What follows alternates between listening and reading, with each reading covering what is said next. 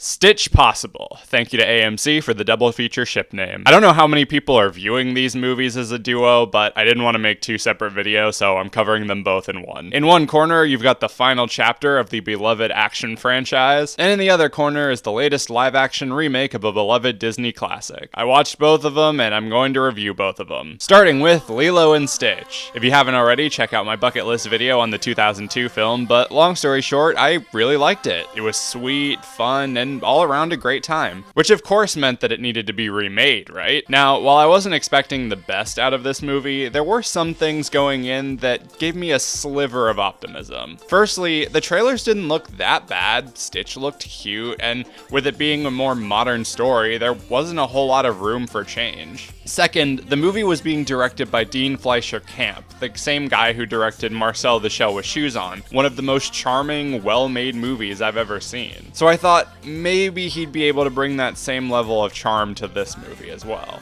And some parts he did, but for the most part, this felt very clunky and very made by committee. And yet still one of the better live-action remakes. One of the biggest problems I had was the pacing. There are sequences that feel like they fly by a mile a minute, while others feel like they go on for way too long. The transition between scenes is also really awkward. We go from Nani looking for jobs to the surfing sequence in what feels like a millisecond. Not only does it feel a bit like Whiplash, but it also leaves a lot of things sorely underdeveloped. Primarily, the relationships. The heart and soul of the original movie is the relationship between the sisters. And here, they're fine. They have okay chemistry, but you don't really feel their connection or their tension. Lilo is not done nearly as good here. Yeah, she's quirky and cute and a little weird, but she's not nearly as much of a loose cannon as the original. I don't want to rag on the actress too much, but I feel like she was given the Disney Channel direction of be cute. The movie is also bogged down with a lot of ancillary characters that don't really add much. We didn't need the social worker and Bubbles to be two different people. We didn't need to have this elderly neighbor that looks after them sometimes. I guess they didn't want to have David simping over Nani the whole time because he's basically just there because. Also, why did they need to make Jumba the villain? I thought Zach Galifianakis and Billy Magnuson did fine with what they were given, but why did they need to make Jumba completely evil? The thing that worked so well about the original was that there wasn't really a villain, except maybe Gantu, but he wasn't even in this movie. It just seems so forced and unnecessary. So, is there anything that does work about the movie? Well, the designs of the aliens weren't as horrifying once I got used to them. Chris Sanders is still great as the voice of Stitch, and the handful of moments between him and Lilo are a bit funny and cute. While I didn't really like the sequence surrounding it, the cover of Hawaiian Roller Coaster Ride was really good. And ultimately, there's nothing in this movie that's offensively bad. It never reaches the depths of, say, Mulan, Snow White, or Lion King, but it gets so much fundamentally wrong about the original that you're better off just watching that. Not the worst, but not worth rushing out to see. I'd give it a generous 3 out of 5. Next is Mission Impossible: The Final Reckoning, the 8th and, God willing, final installment in the Mission Impossible series. If you haven't already, check out my video covering the rest of the series so you know my thoughts coming into this movie. I honestly shudder to think what my experience would have been like had I not watched the rest of the series before seeing this movie. They really treat this movie like a finale. They try to bring everything full circle and pay off elements from an almost 30-year-old film series.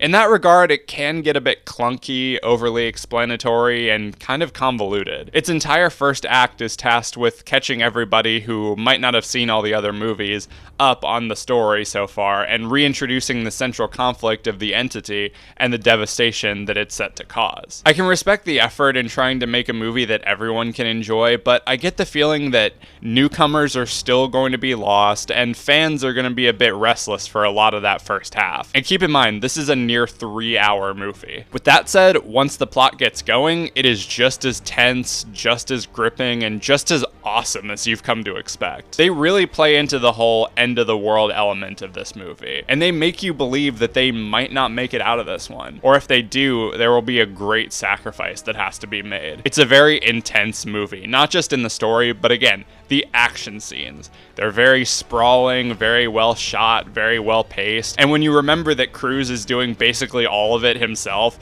it puts you even more on edge. Like, shit, is he gonna make it out of this one? The submarine scene in particular, my fiance can attest she was feeling a bit claustrophobic during that scene. Ethan is split up from his team for most of the movie, which was done on purpose and felt necessary, but in doing that, it kind of leaves the rest of the team without much to do until the final act. Same thing with the villain, Gabriel. He's funny and scenery chewing, but he wasn't as much of a presence as he was in part 1. Ultimately, I can go on and on talking about what this movie isn't when I should be talking about what it is, which is a really damn good movie. Chris Stuckman said in his video that a good Mission Impossible movie is still better than a lot of action movies made today, and I agree with that sentiment. Watching through all of them, there hasn't been one that I straight up didn't like, except maybe 2, but that still had its fun moments. The Mission Impossible movies have been an absolute thrill to experience, and I have to respect the dedication, not just from Cruise, but from everyone on the team, for bringing their A game to this franchise and making it such a fun theatrical experience. I do hope they stop here though, because the next one of these might actually kill him. But yeah, definitely check this out if you're a fan. If you haven't seen the other ones, maybe go through those first. It might not be perfect, but it's still a good time. I'd give it a 3.5 or possibly a 4, I might have to sit with it, out of 5. And that does it for this video. Thank you guys for watching. Let me know in the comments, are you going to see Stitchpossible this weekend?